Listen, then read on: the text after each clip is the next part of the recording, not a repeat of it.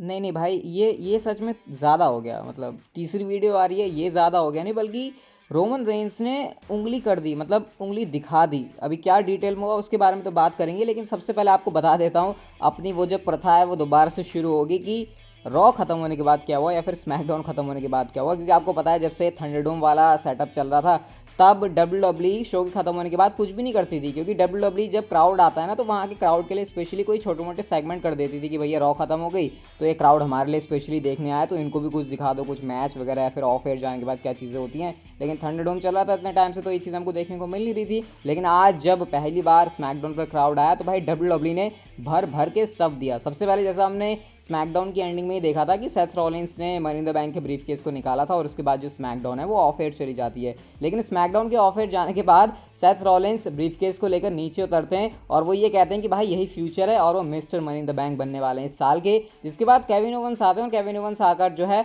हाथ मिलाने की बात करते हैं सेथ रॉलिंस से, लेकिन सेथ रॉलिंस भाई अपने एटीट्यूड में वो हाथ मिलाते नहीं है, वहां से चले जाते हैं। जिसके बाद guys battle royal match W ने करवा दिया डार्क मैच में एक तरीके से स्मैकडाउन के ऑफ एयर जाने के बाद, जहां पर सुपरस्टार से like Robert Roode, Apollo Crews, commander Azeez, इसके अलावा फिन बैलर भी थे, नाकामुरा भी थे, बिगी भी इस मैच में थे, सिजारो भी इस मैच पे थे। मतलब वहाँ की ऑडियंस के लिए डब्ल्यू ने भरपूर मजे का इंतजाम किया था। और अगर आप मेरे से ये पूछ रहे हो कि मैच का रिजल्ट क्या था, तो भाई बिगी ने यहाँ पर जो है इस बैटल रॉयल मैच को जीत लिया। और मैच खत्म होने के बाद वो प्रोमो भी कट करते हैं एक छोटा सा, जहाँ पर वो क्राउड को थैंक यू करते हैं कि भाई तुम्हारी वजह से हम लोग सब कुछ हैं।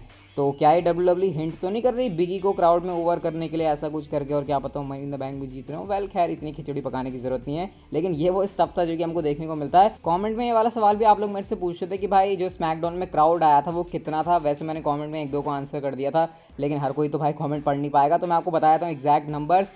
14,496 यानी कि लगभग 14,500 के आसपास जो है क्राउड आया हुआ था एरेना के अंदर देखने के लिए स्मैकडाउन को। वैसे देखने में वो बहुत ज़्यादा नहीं लग रहा था, इसलिए ज़्यादा लग रहा था क्योंकि जो एरेना था वो पूरी कैपेसिटी में भरा हुआ था।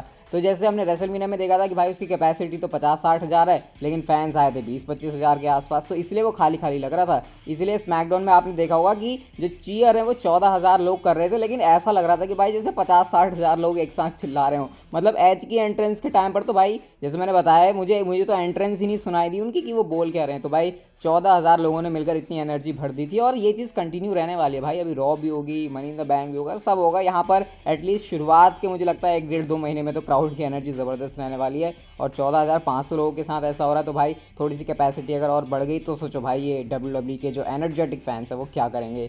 नेक्स्ट बात करते हैं गाइस हम लोग बैरन कॉर्बिन के बारे में। तो जो आपने स्मैकडाउन के ऊपर देखा नहीं था कि बैरन कॉर्बिन को दिखाया जा रहा है कि भाई बंदा गरीब हो गया, बेचारा हो गया, लुट गया, पेट पालने के पैसे नहीं है, और उन्होंने कहा था कि वेबसाइट है वहाँ पर जाकर तुम डोनेट कर सकते हो। एक्चुअल में गाइस corbinfund.com करके डब्ल्यू ने वेबसाइट बना दी है, मतलब विजिट कर सकते हो आप वेबसाइट में जाके। ये कोई डब्ल्यू ने सिर्फ दिखाने के लिए नहीं किया था, लेकिन मैंने देखा कि भाई डोनेशन कहाँ से हो रहे हैं, मुझे लगा है सच में डब्ल्यू स्टोरलैंड के आड़ में लोगों से पैसे तो नहीं ले रही है। लेकिन एक्चुअल में भाई इतनी हरामी भी नहीं है डब्ल्यू। एक बार को तो मुझे लगा था है इतनी हरामपंती कर जाएगी कि डब्ल्यू, लेकिन ऐसा नहीं है। उस वेबसाइट के अंदर बस वो एक ही पेज की वेबसाइट है, उसमें ज़्यादा कुछ इंटरफेस ओवरले कुछ है नहीं, बस वो एक पेज है जहाँ पर बैरन कॉर्बिन रो रहे हैं, उनका दुखड़ा लिखा हुआ है, बस स्टोरी लाइन पर्पज़ के लिए इसको यूज़ किया गया। और इसका जो डोमेन है वो अभी ये 14 जुलाई को ही रजिस्टर हुआ है। मतलब आप कह सकते हो कि 2-3 दिन पहले ही वेबसाइट बनी है। मतलब डब्ल्यू ने इस वेबसाइट के अंदर मॉडिफिकेशन चेंजेस किए, बाकी डोमेन जो है थोड़ा सा पुराना भी हो सकता है, मतलब पहले का लिया हुआ। तो ये चल रहा है भाई बैरन कॉर्बिन की स्टोरी लाइन के अराउंड। हाँ भाई थोड़ा सा केफेब को ब्रेक करके बता रहा हूँ, सीरियस मत हो जाना कॉर्बिन के लिए कि भाई सच में उनको इतनी गरीबी आ गई है। मतलब दिखाने के लिए तो है ही ये चीज़ ऑब्वियसली, लेकिन हाँ अगर आप केफे में रहना चाहते हो तो भाई सिंपैथी दिखाओ कॉर्बिन के लिए, और शायद उनका कैरेक्टर हमको और भी ज़्यादा बढ़िया देखने को मिल जाएगा। फिन बैलर के बारे में आप लोग क्वेश्चन पूछ रहे थे कि भाई ये फिन बैलर की सिर्फ वन टाइम अपीयरेंस है, क्राउड आया स्मैकडाउन में इसलिए डब्ल्यू लेकर आई, या फिर फिन बैलर का परमानेंट मूव हो चुका है स्मैकडाउन के लिए। तो भाई इस बात का आंसर अब आपको मिलने वाला है। और ऑफिशियली गाइस जो फिन बैलर है वो पार्ट बन चुके हैं स्मैकडाउन के रोस्टर का, यानी एनएक्सटी से फिन बैलर की ऑफिशियली वापसी हो चुकी है स्मैकडाउन के ऊपर। ये कोई उनकी वन टाइम अपीयरेंस नहीं थी, कोई कुछ नहीं था कि सिर्फ एक एपिसोड के लिए, बल्कि परमानेंटली आपको स्मैकडाउन पर फिन बैलर देखने को मिलेंगे। लेकिन अब आपका ये भी सवाल होगा कि भाई अब उनके लिए प्लान्स क्या हैं, क्योंकि एनएक्सटी पर आपको पता है उन्होंने बड़ी बड़ी तगड़ी तगड़ी फ्यूड ही करी, तो मेरे ख्याल से मिड कार्ड में तो फिन बैलर बिल्कुल भी डिजर्व नहीं करते, उनको एक बड़े लेवल की फ्यूड देनी है। तो डब्ल्यू के लिए अब ये चैलेंज होगा, क्योंकि मनी इन द बैंक तो चलो निकल जाएगा, लेकिन उसके बाद समर स्लैम पेपर व्यू है, तो ऐसे में डब्ल्यूडब्ल्यू को मतलब कुछ बड़ा तो करके दिखाना होगा ना फिन बैलर के लिए। सैमी ज़ेन के ऊपर आकर उन्होंने अटैक किया, तो क्या सैमी ज़ेन और फिन बैलर की फ्यूड होगी? वेल मैं सही बताऊँ तो फिन बैलर के हिसाब से इतनी बड़ी ये कोई फ्यूड नहीं है सही में। सैमी ज़ेन के लिए कहते हुए थोड़ा सा आपको अजीब लग जाएगा, लेकिन फिर भी सैमी ज़ेन अभी उस लेवल पर तो चल नहीं रहे, तो मेरे ख्याल से कुछ डब्ल्यूडब्ल्यू को बेटर करना होगा, कुछ बेटर सोचना होगा, और शायद समर स्लैम के लिए फिर बड़ा मैच बन जाए। कहीं फील्ड वापस आके फिन बैलर को चैलेंज कर दें और वो जो पुरानी राइवलरी है वो फिर से रीइग्नाइट हो जाए। वेल इससे बढ़िया तो और कुछ हो नहीं सकता। लेट्स सी डब्ल्यूडब्ल्यू क्या करती है। लेकिन एक रिपोर्ट मैं आपको बता देता हूँ जिस समय डब्ल्यूडब्ल्यू की तरफ से आ रही है कि इस मौके को डब्ल्यूडब्ल्यू बहुत ही क्रूशल समझ रही है। उनके हिसाब से फैंस इस समय वापस आए हैं, तो इस समय लोहा सबसे ज़्यादा गर्म है। रिपोर्ट्स के अकॉर्डिंग डब्ल्यूडब्ल्यू इस टाइम पर अपनी पूरी ताकत लगाने वाली है अपना बेस्ट से बेस्ट प्रोडक्ट देने के लिए, क्योंकि डब्ल्यूडब्ल्यू को पता है ये वो टाइम है यहाँ से या तो करो या फिर मरो वाली सिचुएशन होगी, क्योंकि अब हमारे पास कोई और एक्सप्लेनेशन नहीं होगा देने के लिए, क्योंकि अभी तक तो हम ये कह रहे थे कि क्राउड नहीं है इसलिए प्रोडक्ट नीचे जा रहा है। तो अब क्राउड वापस आ चुका है, तो ये हमारे पास मौका है कि हमारे जो पुराने सारे फैंस हैं हम उनको वापस से लेकर आ जाएं, और इसके लिए गाइस डब्ल्यूडब्ल्यू ने पूरी कमर कस ली, और आपको हो सकता है रिसेंट टाइम में काफ़ी कुछ बढ़िया चीज़ें देखने को मिलें, और इसीलिए डब्ल्यूडब्ल्यू काफ़ी सारे रिटर्न्स भी प्लान कर रही है आने वाले कुछ दिनों में या फिर आने वाले कुछ हफ्तों के अंदर। तो आप कह सकते हो भाई जो प्रोडक्ट है वो पूरा एक्साइटमेंट से भरा रहेगा, और देखते हैं क्या डब्ल्यूडब्ल्यू पुराने फैंस को वापस ला पाने में सक्सेसफुल होती है, और शायद इस बात का अंदाज़ा जो है काफ़ी हद तक हमको डब्ल्यूडब्ल्यू रॉ और स्मैकडाउन की टीवी रेटिंग से भी पता चल जाएगा।